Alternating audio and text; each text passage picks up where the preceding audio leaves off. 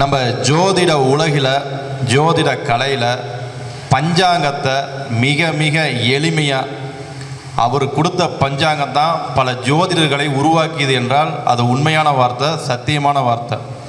ஜோதிடத்தில் அவர் கைத்தட்டுங்க நல்லா. இவருடைய ஜோதிட நூல் வந்ததுக்கு அப்புறமேட்டு தான் பல ஜோதிடர்களுக்கு அந்த முகூர்த்த பஞ்சாங்கம் கொடுப்பார். எத்தனை பேர் அதை வச்சு பிழைச்சிருக்காங்க தெரியுங்களா? முன்ன இருந்த பஞ்சாங்கமெல்லாம் அந்த அளவுக்கு இருக்காது. இவர் தனியாகவே முகூர்த்த பஞ்சாங்கம் போட்டு மிக மிக எளிமையாக பண்ணி கொடுத்தார். எல்லோரும் அவரை கொண்டாட வேண்டியிருக்கணும். இந்த ஜோதிட உலகில் அவரை கொண்டாடி இருக்கணும். அந்த அளவுக்கு அந்த முகூர்த்த பஞ்சாங்கத்தை வச்சுக்கிட்டு டெய்லி 500 ரூபா 1000 ரூபா சம்பாதிச்சவங்க இந்த சேலம் மாவட்டத்தில் அதிகம். எனக்கு தெரிஞ்சு எந்த ஒரு குழந்தை பிறப்பா, தொழிலா, கடன் அடைக்கணுமா, தோஷ நிவர்த்தியா, அவ்வளோ எளிமை பண்ணி கொடுத்துட்டார். குழந்தை பிறக்கிறதுக்கும் டைம் குறித்து கொடுத்துட்டார். இப்போ அதுலேயும் புஷ்கர நவாம்சம்லாம் போட்டார். நவாம்சம் எல்லாமே எளிமைப்படுத்தி கொடுத்துட்டார். அப்பேற்பட்ட எல்லா ஜோதிடர்களுக்கும் அவர் ஒரு குருவாக இருக்கக்கூடியவர். அவருடைய வருகை எனக்கு மிக மிக ஒரு சிறப்பு வாய்ந்தது. இன்றைக்கு பஞ்சாங்க சூட்சமங்கள் என்ற தலைப்பில் ஒரு சிறப்புரை ஆற்றுகிறார். ஐயா அவர்களை, நரநாராயணன் அவர்களை வருக வருக என்று யோக வராகி சக்தி பீடத்தின் சார்பாகவும் எஸ்கே ஜோதிட பயிற்சியின் சார்பாகவும் அன்போடு வரவேற்கிறோம்.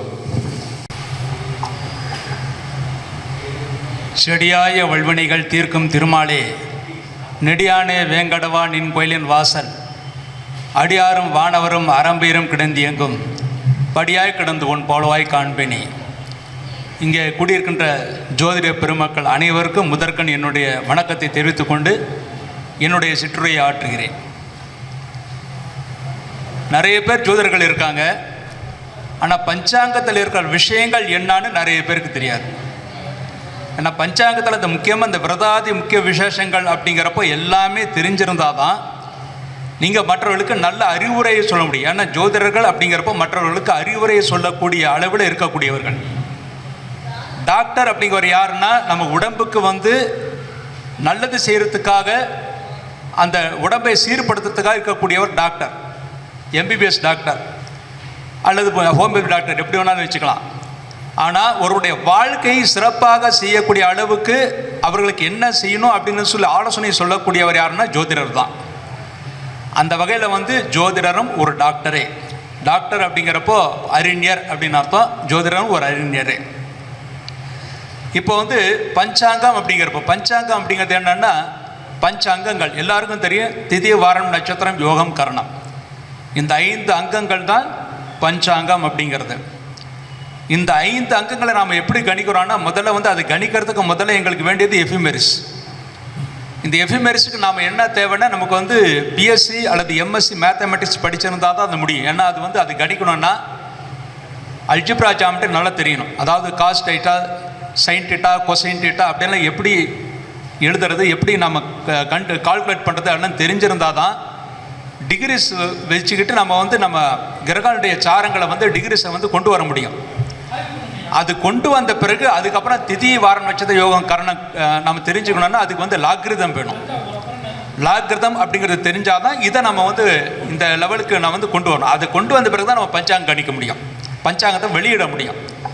அந்த மாதிரி துறையை சார்ந்தது தான் இந்த பஞ்சாங்கம் அப்படிங்கிறப்போ அதில் திதி, நட்சத்திரம், வாரம், யோகம், கரணம், இந்த 5 அங்கங்கள் தான் பஞ்சாங்கம் அப்படிங்கிறப்போ. அப்போ திதி அப்படிங்கிறது என்ன? திதிங்கிறதுக்கு அர்த்தம் யாருக்காவது தெரியுமா? திதிங்கிறதுக்கு அர்த்தம் சொல்லுங்க, யாராவது ஒருத்தர் சொல்லுங்க. திதின்னா வெறும் திதின்னா தூரம்னு அர்த்தம், அவ்வளோதான். திதின்னா தூரம். இப்போ அதித்தின்னு சொல்கிறோம், அதித்தின்னா வர்றவங்க விருந்தினர்களுக்கு அதித்தின்னு சொல்கிறோம். ஏன்னா நெருக்கமானவர்கள், நமக்கு நெருக்கமானவர்களே அதித்தின்னு சொல்கிறோம். தூரமானவர்களுக்கு திதின்னு சொல்கிறோம், அவ்வளோதான். அந்த தூரங்கிறது என்னென்னா, சூரியனுக்கும் சந்திரனுக்கும் இடைப்பட்ட தூரத்தை சொல்வது தான் திதி அப்படின்னு அர்த்தம். அதனால தான் அமாவாசை அன்னைக்கு பார்த்தா சூரியனும் சந்திரனும் ஒரே நேர்கோட்டில் இருப்பாங்க. அதுக்கப்புறம் கொஞ்சம் கொஞ்சமாக சந்திரன் வெளியே வர வர ஒவ்வொரு நாள் இது முதலாவது, 2வது, 3வது, 4வது பாகம்னு சொல்கிறப்போ 15வது பாகங்கிறது பௌர்ணமி வருது. அதுதான் பிரதமைன்னா முதல் அப்படின்னு அர்த்தம். இது சம்ஸ்கிருத வார்த்தை. பிரதமைன்னா பிரதமா 1, பிரதம மந்திரின்னு சொல்கிறோம். ஏன்னா முதன்மை மந்திரிக்கு பிரதம மந்திரின்னு சொல்கிறோம். அதான் பிரதமானா 1, துதியான்னா 2, திருத்தியான்னா 3, சதுர்னா 4, பஞ்சமினா 5. இதுதான் 1, 2, 3, 4, 5, 6, 7, 8, 9, 10, 12, 12, 14, 15 சொல்கிறது தான் இது. அது வந்து திதிக்கு ஒவ்வொரு பேர் கொடுத்துருக்கோம். அதுக்கப்புறம் அதுக்கு ஒரு தேவதைன்னு சொல்லியிருக்கோம். அந்த தேவதையை சொல்கிறதுக்கும் இந்த திதிக்கும் ஒரு மனிதனுடைய பிறப்புக்கும் நிறைய சம்மந்தம் இருக்குது. இப்போ வந்து திதியில் முதல் திதி என்ன? பிரதமை. அந்த பிரதமை அன்னைக்கு நீங்கள் பஞ்சாங்க பார்த்துங்க, எந்த பிரதமைன்னு போட்டாலும் அங்கே இஷ்டின்னு போட்டிருக்கும். எல்லா பிரதமையிலும் இஷ்டின்னு போட்டிருக்கோம். இந்த இஷ்டின்னு என்ன அர்த்தம்னா நமது இஷ்டங்களை பூர்த்தி செய்வதற்கானது அப்படிங்கிற ஒரு அர்த்தம் இருக்குது. இன்னொன்று இஷ்டின்னா புனிதமான நெருப்புன்னு பொருள். இஷ்டி யாகம்னு ஒரு யாகம் இருக்குது. அந்த யாகம் அன்னைக்கு செய்யணுங்கிறதுக்காக நம்ம இஷ்டின்னு போடுறோம். இஷ்டி யாகம் அப்படின்னு கேட்டால் இப்போ புத்திர காம இஷ்டி யாகம்னு சொல்கிறோம் இல்லையா? புத்திர காம இஷ்டி யாகம். நம்ம புத்திரன் வேண்டி அந்த ஆசையை தீர்ப்பதற்காக இஷ்டி அப்படிங்கிறது அந்த யாகத்தை சொல்லிதான் புத்திர காம இஷ்டி யாகம்ங்கிறது. அதனால் இஷ்டி அப்படிங்கிறதுக்கு அர்த்தம் என்னன்னா புனிதமான நெருப்பு அப்படின்னு பேர். அதுக்காக தான் நம்ம வந்து சொல்லுவோம், அந்த இஷ்டி அப்படிங்கிற நாளில் வந்து நாம் வந்து உங்களுக்கு இஷ்ட தெய்வங்களுக்கு வந்து நீங்கள் வந்து விளக்கு ஏற்றுவது நல்லது அப்படின்னு சொல்கிறோம். ஏன் விளக்கு ஏற்றுறது ரொம்ப நல்லது அப்படின்னு கேட்டிங்கன்னா, நவகிரகங்களும் இந்த விளக்குகள் இருக்குன்னு அர்த்தம். நவகிரகங்களும் விளக்கில் இருக்குது. அந்த நெருப்புங்கிறது யாருன்னா சூரியன். அந்த விளக்கில் ஏற்றுற எண்ணெய் என்னன்னா சந்திரன். ஏன்னா திரவம் சந்திரன். அதுக்கப்புறம் வந்து அதில் நெருப்பில் சிகப்பு ஜுவாலை வருது பாருங்க, அதுதான் வந்து செவ்வாய். அதுக்கு திரி போடுறோம் பாருங்க, நரம்பு, அதுதான் வந்து புதன். அந்த யாருக்கு புதன் நல்லா இல்லையோ அவங்களுக்கு நரம்பு தளர்ச்சி வரும்பாங்க. அந்த வகையில் பார்த்தா இது. அதே மாதிரி அந்த நெருப்பில் வந்து மஞ்சள்லாம் ஒரு ஜுவாலை வரும். அந்த மஞ்சள் தான் குரு. அதுக்கப்புறம் அதில் வர்ற வெளிச்சம் இருக்கு பாருங்க, அந்த இடத்துக்கு அப்படியே வந்து வெளிச்சத்தை கொடுக்கும். அந்த வெளிச்சம் கொடுக்கறது தான் சுக்கிரன். அதுக்கப்புறம் வந்து அந்த வெளிச்சம் வரனால ஓடி போகுது பாருங்க, அது என்ன? இருட்டு. அந்த இருட்டு தான் சனி. அதுக்கப்புறம் வந்து இந்த விளக்கு கீழே உங்களுக்கு நிழல் நிற்கும் பாருங்க, அந்த நிழல் தான் வந்து ராகு. எல்லாம் எரிஞ்ச போன பிறகு கரியாக ஒரு வந்து புகை வரும் பாருங்க, அதுதான் கேது. ஆக ஒரு விளக்கு வைப்பதனால நவகிரகங்களையும் வழிபடக்கூடிய அந்த பலன்கள் நமக்கு கிடைக்கும். இதுதான் வந்து சூட்சுமம். இதை நம்ம இஷ்டி அன்னைக்கு செய்யணும். நம்ம மக்கள் என்ன பண்ண, பாட்டியம்னா எதுவுமே பண்ண மாட்டாங்க. பாட்டியா இன்னைக்கு எது நல்லா அப்படின்னு சொல்லுவான். ஆனால் அது கிடையாது. இது வந்து இஷ்டி அப்படிங்கிறது என்னன்னா புனிதமான நெருப்பு. அன்னைக்கு தான் நான் வந்து தீபங்களை ஏற்ற வேண்டிய தினம் அப்படின்னு பேர். அப்போ இந்த இஷ்டி அப்படிங்கிற சொல்லக்கூடிய இந்த பிரதமைக்கு தேவதை யாருன்னா அக்னி. பிரதமைக்கு தேவதை அக்னி. ஒரு மனிதன் உருவாவதற்கு முதல் தேவை என்ன? ஒரு மனிதன் உருவாவதற்கு, உயிர் வருவதற்கு முதல் தேவை என்ன? அக்னி தான். அது ஒரு புருஷனுடைய அக்னி. ஒரு புருஷனுக்கு வந்து உஷ்ணம் சேர்ந்தால்தான் அதுக்கப்புறம் அவனுக்கு விந்து வெளிப்படும். அந்த விந்து வெளிப்பட்டு அதுக்கப்புறம் அவனுக்கு வந்து உயிரணுக்கள் உற்பத்தி ஆகும். அந்த உயிர் அணுக்கள் என்னன்னா அதுதான் அக்னி. அதுதான் வந்து சூரியன். சூரியனோட ஒரு பிரதிபம்பம் தான் விந்து. அது ஒரு அக்னிங்கிறது. அதனால தான் வந்து ஹிருதயத்துக்கு காரகனா யாருக்கு போட்டிருக்கோம்? சூரியனை போட்டிருக்கோம். ஹிருதயத்துக்கு சூரியன். என்னன்னா ஹிருதயம் நல்லா லேப்டாப்னு கரெக்டாக இருக்கணும்னா உடல் உஷ்ணம் சரியாக இருக்கணும்.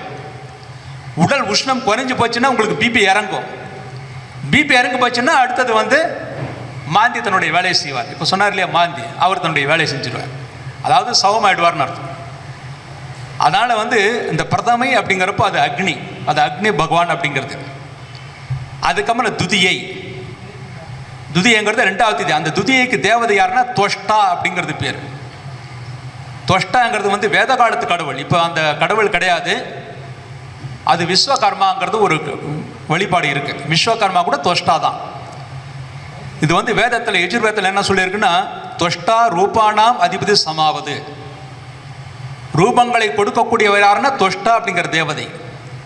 அந்த துவஷ்டாங்கிற தேவதை எப்படின்னா நம்முடைய முன்வினை தீவனைக்கு ஏற்ப நமக்கு இந்த ஜென்மத்தில் உருவத்தை கொடுக்கக்கூடியவர் யாருன்னா துவஷ்டாங்கிற தேவதை. அதுதான் வந்து 2வது திதி துவஷ்டா அப்படிங்கிறது. அந்த துவஷ்டாங்கிறது என்ன? உருவத்தை கொடுக்கக்கூடியது. இப்போ வந்து எப்போ மூன்றாம் பிறை நாம் பார்க்குறோம்? துதிய திதி அன்னைக்கு தான் முதலாக உருவத்தை நம்ம பார்க்குறோம். அதுதான் துதிய திதி.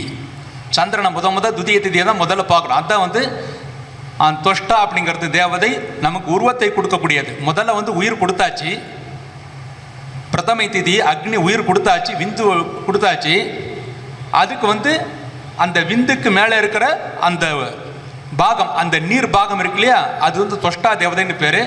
அது வந்து அந்த விந்துக்கு வந்து ஒரு உடல் கொடுத்தா. விந்துன்னா இந்த உடல் கிடையாது, விந்தாக இருக்கக்கூடிய உடல் அது கொடுத்தாச்சு. அதுக்கப்புறம் திருத்தியை தேவதைக்கு யாருன்னா அம்பாள். அம்பாள்ங்கிறது யாருன்னா பெண்மையின் வடிவம். அதனால தான் வந்து நீங்கள் அட்சய திருத்தியைன்னு சொல்கிறோம். ஒவ்வொரு திருத்தியும் அம்பாளுக்கு உகந்தது. அட்சய திருத்தியைன்னு சொல்கிறோம், சொர்ண கௌரி விரதம்னு சொல்கிறோம், அபியோக திருதியைன்னு சொல்கிறோம். எல்லா அம்பாளுடைய பண்டிகையும் 90% திருதியை தான் வரும். இப்போ கூட வந்துச்சு ஹரிதாளிகா கௌரி விரதம்னு.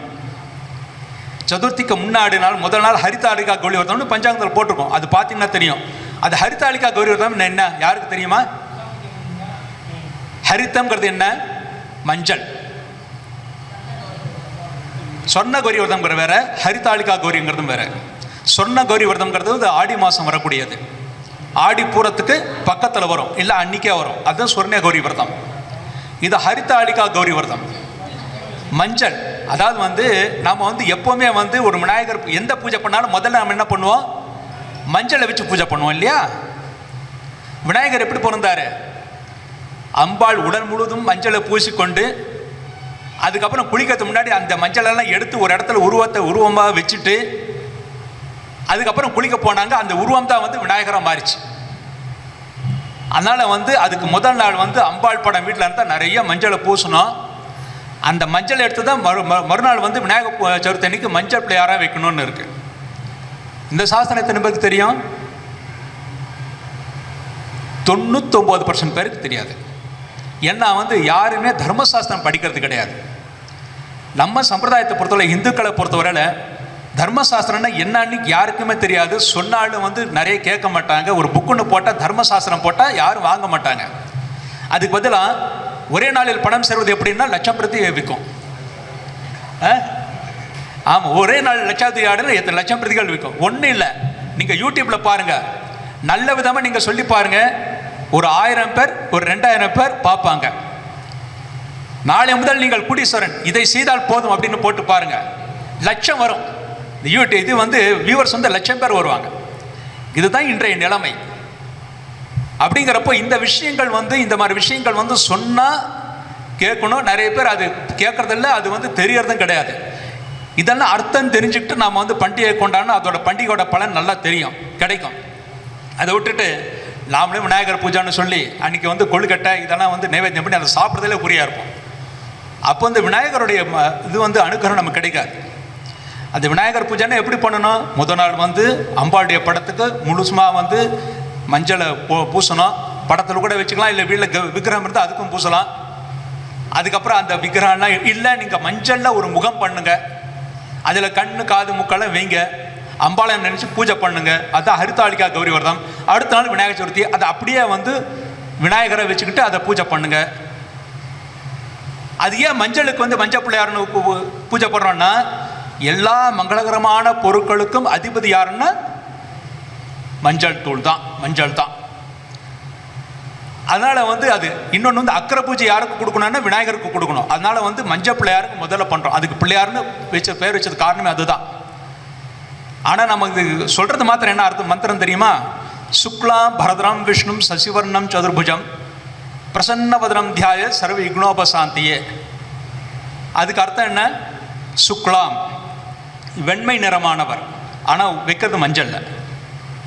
மஞ்சள் வைக்கணும், ஆனால் வெண்மை நிறமானவர். சுக்லாம் பரதரம்னா வெண்மையான ஆடையை அணிந்தவர். அதனால தான் வந்து நம்ம மஞ்சள் பிள்ளையார் வச்சு அதுக்கு வெள்ளை துணி ஒன்று சுற்றணும்னு இருப்பார். விஷ்ணும்னா இந்த இடத்துல விஷ்ணு அப்படின்னு அர்த்தம், அது வேற. விஷ்ணும்னா இந்த இடத்துல என்ன அர்த்தம்னா எங்கும் நிறைந்திருப்போர்னு அர்த்தம். விஷ்ணுங்கிற பேர் என்ன? இல்லாத இடம் இல்லாமல் இருப்பவன். இல்லாத இடமே இல்லாமல் இருப்பவன்னா எல்லா இடத்துலையும் நீக்க நிறைந்திருப்பார், விஷ்ணுன்னு பேர். சசி வர்ணம், சசின யாரு? சந்திரன். சந்திரனை போட வர்ணத்தை உடையவர். சதுர்புஜம், 4 கைகளை உடையவர். பிரசன்ன வதனம், அதாவது சந்தோஷமாக சிரிக்கக்கூடிய முகத்தை உடையவர். தியானம் செய்கிறேன், சர்வ விக்னோபசாந்தி, எல்லா விக்னங்களும் நீங்குவதற்காக. அதனால் அந்த மஞ்சள் பிள்ளையாரை வச்சு அதுக்கப்புறம் தான் நீங்கள் வந்து விநாயகர் வைக்கணும். இப்போ நீங்கள் விநாயகர் கூட களிமண்ணில் தான் வைக்கணும். நீங்கள் வந்து பிளாஸ்டிக்கில் வைக்கக்கூடாது, ஏன்னா அதெல்லாம் ரசாயனம். களிமண்ணில் தான் வைக்கணும். ஏன்னா களிமண்ணில் வச்ச விநாயகர் தான் நம்ம பூஜை பண்ணோம். அப்புறம் அந்த களிமண்ணில் வச்ச விநாயகரை வந்து நீங்கள் வந்து விசர்ஜனம் அப்படிங்கிறப்போ மறுபூஜை பண்ணி விசர்ஜனம் பண்ணுவாங்க. விசர்ஜனங்கிறது நீங்கள் சமுத்திரத்துலேயோ கடல்லையோ எங்கே வேணாலும் தூக்கி எறியலாம், உங்களுடைய சாய்ஸ் அது. ஆனால் நான் அப்படி பண்ணுறதில்ல. என்னுடைய தர்மம் என்ன சொல்லுதுன்னா, அந்த முகமோ முகாந்திரமோ அந்த உருவமோ ஏதாவது பின்னமானால்தான் நான் அப்படி போடுவேனே தவிர, அதுவரை அது வந்து என்னைக்கு நான் பூஜை பண்ண பொருள், நான் பூஜை பண்ண தெய்வம், அதை தூக்கி வெளியில் எரியறதுக்கு எனக்கு பிடிக்காது. அதனால் நான் வீட்டில் தான் வச்சுருப்பேன். நான் வந்து வெளியில் தூக்கி எறிய மாட்டேன். ஆமாம், ஏன்னா களிமண்ணால் செய்யக்கூடிய விக்கிரகங்களுக்கு வந்து தினசரி 3 வேளை பூஜை பண்ணணும்னு ஐதீகம் கிடையாது. நம்மளால் முடிஞ்ச டைமில் பூஜை பண்ணால் போதும். அதனால் வந்து வீட்டில் விநாயகர் இந்த மாதிரி விக்கிரகம் தான் நமக்கு அப்படி பண்ணுமோ இப்படி பண்ணுமோ அதெல்லாம் ஒன்றும் பண்ணாது. அது பஞ்சலோகத்துலேயோ அல்லது நீங்கள் வந்து கருங்கல்லியோ இருந்தால் தான் அதற்கான சிரமமான பூஜைகள்லாம் இருக்குது. மற்றபடி மஞ்சள் பிள்ளையார் வைக்கிறதுக்கோ இல்லை களிமண்ணால் பிள்ளையார் வைக்கிறதுக்கோ எந்த விதமான தோஷமும் கிடையாது. நீங்கள் தாராளமாக பூஜை பண்ணால் நான் எப்போவுமே வச்சுருப்பேன். நான் எப்போவும் வெளியில் தூக்கி போட மாட்டேன். எப்போ தூக்கி போடுவேன்னா ஏதாவது ஒன்று பின்னமாச்சு. ஏன்னா களிமண்ங்கிறது சில நேரத்தில் விரிசல் விழலாம். அதனால் அப்படி ஏதாவது போட்டுச்சுன்னா வெளியே இது வந்து கடற்கரையிலையோ அல்லது வந்து நதியிலையோ போடுவேன்னு தவிர மற்றபடி நான் வீட்டிலே வச்சு பூஜை பண்ணுவேன். வருஷம் அதே பிள்ளையாருக்கு பூஜை பண்ணுவேன். அதெல்லாம் ஒன்றும் தப்பில்லை. ஆனால் அது வச்சுக்கிறதுக்கு நமக்கு தோது பள்ளங்கிறதுக்காக நான் வெளியில் போடுறாங்க, அது ஒன்றும் தப்பில்லை. ஏன்னா அது வந்து நதியில் போகிறதோ கடலில் போகிறதோ நல்லது தான். ஆனால் அதுக்கு முன்னாடி வந்து நீங்கள் வைதிக பிரதிஷ்டைகள் ஆகம பிரதிஷ்டைகள் பண்ணால் அதுக்கப்புறம் ஆகம பூஜைகள் பண்ணி தான் வெளியில் போடணும். அது நிறைய பேர் பண்ணுறதில்லை. அதனால் இதிலெல்லாம் சம்பிரதாயம் கரெக்டாக இருக்கணும். இது வந்து திருத்தியை தேடுங்கிறது அம்பாள்னு சொல்லியிருக்கோம். இப்போ வந்து விந்து உற்பத்தி ஆகிடுச்சு, அதுக்கு ஒரு விந்துன்னு உடல் கொடுத்தாச்சு, உஷ்ணத்துக்கு உடல் கொடுத்தாச்சு, அது ஒரு அம்பாள்கிட்ட செலுத்தியாச்சு, அதாவது ஒரு பெண்கிட்ட செலுத்தியாச்சு. இது திருத்தியை. அதுக்கப்புறம் சதுர்த்தி. சதுர்த்திக்கு தேவதை யாருன்னா கஜானன். கஜானன்னா விநாயகர் அப்படின்னு சொல்கிறோம். கஜானன் அர்த்தம்னா தொந்தி வயிறுடையவன் அப்படின்னு அர்த்தம். ஒரு பெரிய அதாவது வந்து பிண்டமாக உருவாகிறதுன்னு அர்த்தம். அதனால் உடனே விநாயகர் திட்டினா தான் நினைக்க வேண்டாம். அது வந்து வயிற்றுக்கள் இருக்காது, இது வந்து பிண்டமாக மாறுது. அதாவது நம்ம அந்த விந்து வந்து ஒரு பிண்டமாக ஒரு மனைவியோட வயிற்றில் வருது. அது 4வது மாத்திரம் தான் அந்த பிண்டம் வந்து பிண்டமாக உருவாகும். அதான் வந்து 4 சதுர்த்தி, அதுக்கு வந்து விநாயகர்னு சொல்கிறோம். அதுக்கப்புறம் வந்து இது ஒவ்வொரு சதுர்த்தியும் பாருங்கள், அது வந்து விநாயகருக்கு உகந்த நாள். ஒன்று மாத சதுர்த்தியும்போ இல்லைன்னா சங்கடா சதுர்த்திக்குமோ. மாத சதுர்த்திக்கும் சங்கடா சதுர்த்திக்கும் வித்தியாசம் இருக்குது. மாத சதுர்த்தி அன்னைக்கு நீங்கள் வந்து காலையில் விநாயகருக்கு பூஜை பண்ணோம், சங்கடா சதுர்த்தி அன்னைக்கு சாயங்காலத்தில் விநாயகர் பூஜை பண்ணோம். அதுதான் நமக்கு வந்து பலனை கொடுக்கும். அதனால தான் வந்து சங்கடா சதுர்த்தி வந்து சாயங்காலம் இரவு நேரத்தில், அதுவும் முக்கியமாக வந்து 8 மணிக்கு மேலே என்னைக்கு சதுர்த்தி இருக்கோ அன்றைக்கி தான் சங்கடா சதுர்த்தின்னு போடுவோம். காலையில் திருதியாக இருந்தாலும் சரி. ஆனால் சதுர்த்தி சாயங்கால நேரத்தில் இருக்கிறப்ப தான் நம்ம வந்து சங்கடா சதுர்த்தின்னு சொல்லி விநாயகருக்கான பூஜைகள், அதாவது அன்றைக்கி அபிஷேகங்கள் ரொம்ப விசேஷம். மாத சதுர்த்திக்கு வந்து நம்ம பூஜைகள் புனஸ்காரங்கள் பண்ணலாம், நைவேத்தியம்லாம் பண்ணலாம். ஆனால் மாலை நேரத்தில் வந்து நம்ம வந்து அபிஷேகம் முக்கியம், இன்னொன்று வந்து அதுக்கு நைவேத்தியம் பழங்கள் தான் முக்கியம். அது வந்து நைவேத்தியம் பண்ணி அது எல்லாருக்கும் கொடுத்துரு. எப்போவுமே எந்த பிரசாதமாக இருந்தாலும் சரி, பிரசாதம்னு என்ன அர்த்தம்? பிற சாதம் அப்படின்னு என்ன அர்த்தம்? பிரதோஷம்னு என்ன அர்த்தம்? கரெக்டாக தமிழ் சொல்லுங்கள். பிரதோஷம்னு என்ன அர்த்தம்? பிற அப்படின்னா அந்த பீராங்கிற அர்த்தத்துக்கு என்னன்னா பெரியன்னு அர்த்தம். தோஷங்கிறது என்ன? நம்ம நினைக்கிறோம் தோஷம்னா கெட்டதுன்னு, அது கிடையாது. தோஷம்னா உண்மையான அர்த்தம் வந்து செயல்னு அர்த்தம். பிரதோஷம் அப்படின்னு என்ன அர்த்தம்னா பெரிய செயல். சிவபெருமான் செய்த பெரிய செயல் என்ன? விஷம் அருந்தியது. அதனால தான் பிரதோஷ காலத்தில் வந்து சிவன் பூஜை செய்யணும் அப்படின்னு சொல்லி பிரதோஷம்னு பேர் வச்சதுக்கு அதனால தான். அதே மாதிரி பிரசாதம் அப்படிங்கிறப்ப என்ன அர்த்தம்னா பெரிய சாதம். பெரிய சாதம்னா இறைவனுக்கு படைக்கப்பட்டது எல்லாமே பிரசாதம் தான், பெரிய சாதம் தான். நாம் சாப்பிட்றது எல்லாமே வந்து அது சாதாரண சாதம். இறைவனுக்கு படைக்கப்பட்டால் அது வந்து பிரசாதம். அந்த பிரசாதம் எப்போவுமே எல்லாருக்கும் உரியது. நாம தான் வந்து பூஜை பண்ணி வீட்டிலேருந்து பண்ணியிருக்கோம், தான் எங்களுக்கு தான் சொந்தம்னு கிடையாது.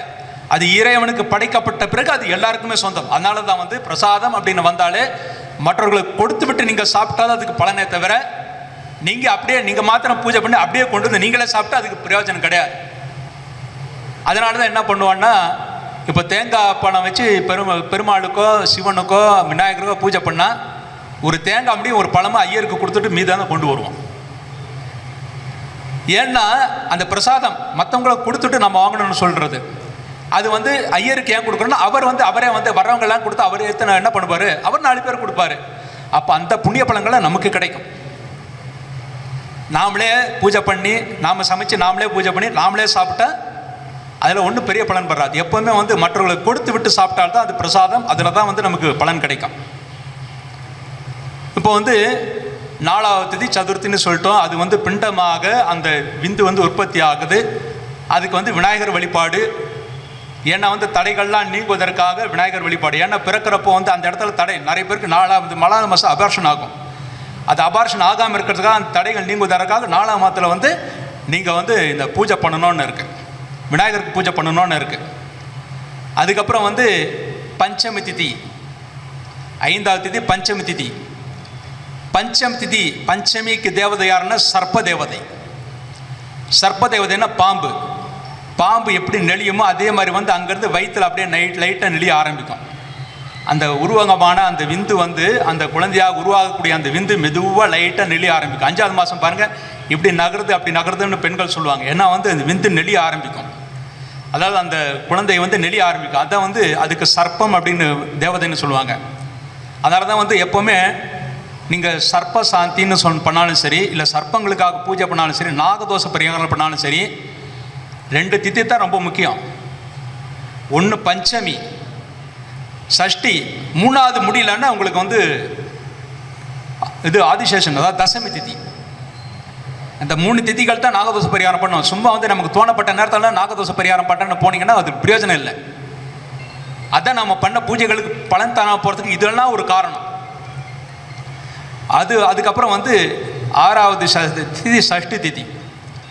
சஷ்டி திதிக்கு தேவதை யாருன்னா அதுவும் சர்ப்பராஜன் தான். அடுத்தது வந்து முருகன் அப்படிங்கிற ஒரு பேர் இருக்குது. பொதுவாக வந்து அந்த காலத்தில் சஷ்டினால நாகராஜ சஷ்டின்னு தான் சொல்லுவாங்க. சஷ்டினால நாகராஜ சஷ்டி தான். ஆனால் பிற்காலத்தில் வந்து சஷ்டி கவசம், கந்த சஷ்டி கவசம் வந்த பிறகு அது முருகனுக்கு உகந்த சஷ்டியாக கொண்டு வந்துட்டாங்க. ஆனால் நாகதோஷத்தை போக்குறதுக்கு சஷ்டி திதியும் உகந்த திதி தான். அது ஏன் இது முருகனுக்கு சொல்கிறான்னா, இது வந்து அங்கேருந்து 6ஆவது மாதம் லைட்டாக குத்த ஆரம்பிக்கும், 5ஆவது மாதம் நெளிய ஆரம்பிக்கும். வயிற்றில் இருக்கிற குழந்தை 6ஆம் மாதத்தில் லைட்டாக குத்த ஆரம்பிக்கும். அப்புறம் வந்து 7ஆவது மாதம் 7ஆவது திதி என்னன்னா சப்தமி. சப்தமிக்கு தேவதை யாருன்னா சூரியன். அந்த சூரியனுடைய சப்தமி திதியும் ஞாயிற்றுக்கிழமையும் சேர்ந்து அதுக்கு பேர் பானு சப்தமின்னு சொல்லுவாங்க. அது நம்ம பஞ்சாங்கத்தில் போட்டிருப்போம். அந்த காலத்தில் பஞ்சாங்கத்தில் அலபியம்னு போடுவாங்க, அவ்வளோதான். அலபியம்னு யாருக்குமே தெரியாது. அலபியம்னு என்ன அர்த்தம்னா கிடைப்பதற்கு அரியதுன்னு அர்த்தம். அலபியம்னா கிடைப்பதற்கு அரியதுன்னு அர்த்தம். லப்யம்னா கிடைத்தல், அலபியம்னா கிடைக்காததுன்னு அர்த்தம். அது எப்போ ஒரு வாட்டி கிடைக்கும். அதனால் அதை வந்து பானு சப்தமி அப்படின்னு சொல்லுவாங்க. அது நாம் கரெக்டாக பானு சப்தமின்னு போட்டிருக்கோம். அன்றைக்கி வந்து சூரிய பூஜை செய்கிறதுக்கு, முன்னோர்களை வழிபாடு செய்வதற்கு, அதுக்கப்புறம் நம்ம சூரிய தோஷங்கள் போக்குறதுக்கு எப்போன்னா இந்த சப்தமி திதியில் எந்த நட்சத்திரம் வந்தாலும் அந்த நட்சத்திரம் இந்த எஜமானுக்கு யார் செய்கிறாங்களோ அவனுக்கு தோதா இருக்கணும். அப்போ தான் அந்த தோஷ பரிகாரம் வந்து சித்தியாகும். சும்மா வந்து சரி பானு சப்தமி நல்லா இருக்குது அதனால் அன்றைக்கி சூரிய தோஷம் நிவர்த்தி பண்ணலான்னா அன்றைக்கி அந்த நட்சத்திரம் வந்து இவருக்கு நல்லா இருந்தால் அடுத்த பானு சப்தமிக்கு தான் போகணும். ஆனால் பானு சப்தமி சேர்ந்தால் அதுக்கு வந்து பொதுவாக அன்றைக்கி நீங்கள் செய்யக்கூடிய பூஜைகள், செய்யக்கூடிய ஜபங்கள் 1க்கு 10 மடங்கு அதிகமான நல்ல பலன்களை தரும். அதுதான் வந்து சப்தமி. அந்த சப்தமிங்கிறது என்ன? சூரியனால பிரகாசம் இல்லையா? எப்போ எந்த பெண்ணை பாருங்க 7ஆவது மாதத்தில் வந்து முகம் ஒரு பிரகாசமாக இருக்கும். அந்த மாதத்தில் இன்னும் பிரகாசம் கூட்டுவதற்காக என்ன பண்ணுவாங்க? வளகாப்பு செய்வாங்க. சீமந்தம் செய்கிறது, வளகாப்பு செய்கிறது, இதெல்லாம் பண்ணுவாங்க. இதெல்லாம் சப்தமியில் பண்ணுவாங்க. ஏன்னா சப்தமிங்கிறது சூரியன். அதுக்கப்புறம் அஷ்டமிங்கிறது 8ஆவது திதி. அந்த அஷ்டமிக்கு தேவதை யாருன்னா சிவன்.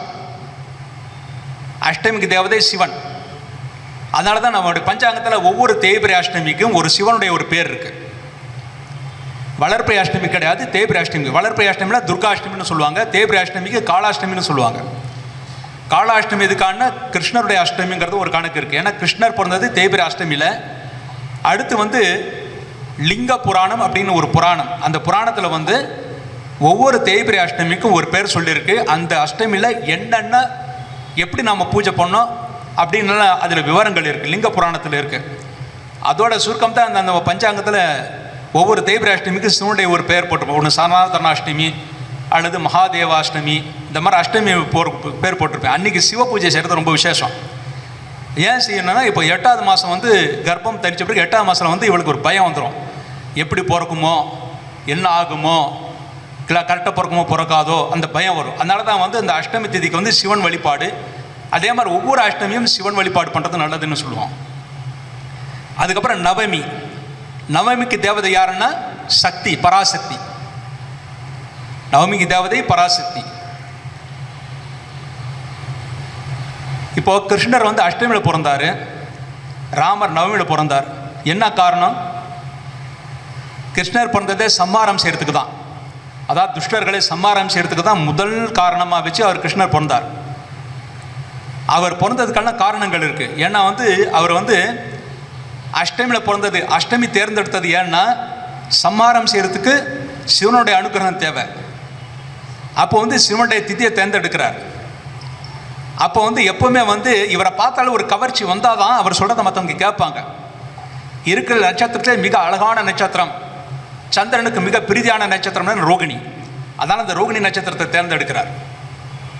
அந்த ரோகிணி நட்சத்திரத்தை அஷ்டமி சிறப்பாக அவர் பிறக்கிறார். எதுக்கான அவருடைய அழகால மற்றவங்களை மயக்கி மற்றவங்களை நாம் சொல்கிறபடி கேட்கறதுக்கு. சொல்லபடி கேட்கலையா உடனே வந்து அஷ்டமி தேதிக்கான தேவதையான சிவனை வைத்து சமாரம் செய்கிறதுக்கு. அதே மாதிரி வந்து நவமி திதிக்கு தேவதை யாருன்னா அம்பாள். அம்பாள்னு சொல்ல முடியாது, அது வந்து பராசக்தி, அதாவது சக்தியின் வடிவம். அது மும்மூர்த்திகள், மும்மூன்று தெய்வங்களும் அதில் ஐதீகம் அடக்கம். சரஸ்வதி. அதனால தான் மகாநவமியில் வந்து சரஸ்வதி பூஜை பண்ணுறோம். சரஸ்வதி, லக்ஷ்மி, அதுக்கப்புறம் வந்து பார்வதி, 3 தேவதைகளும் அடக்கமானது பராசக்தி. அதுக்கு வந்து யாருன்னா நவமி திதி. அந்த நவமி திதி எதுக்காகன்னா நமக்கு சக்தியை கொடுக்கறதுக்காக. என்னென்னா எப்படியும் 8வது மாதம் பயம் வந்துருச்சு, ஆனால் அந்த 9ஆம் மாதத்தில் வந்து பார்த்தன ஒரு கை நல்லபடியாக பிறந்துடும் அப்படின்னு ஒரு தைரியம் வரும். தைரியம் வரப்போ அந்த தைரியத்தை கொடுக்கக்கூடியது யாருன்னா பராசக்தி. அதுக்காக தான் நவமி திதிக்கு தேவதை பராசக்தின்னு சொல்கிறோம். அதுக்கப்புறம் தசமி. தசமி திதிக்கு தேவதை யாருன்னா ஆதிசேஷன். எப்படி ஆதிசேஷன் வெளியே வருதோ அதே மாதிரி வந்து இந்த குழந்தை வயிற்றிலிருந்து வெளியே வரும்.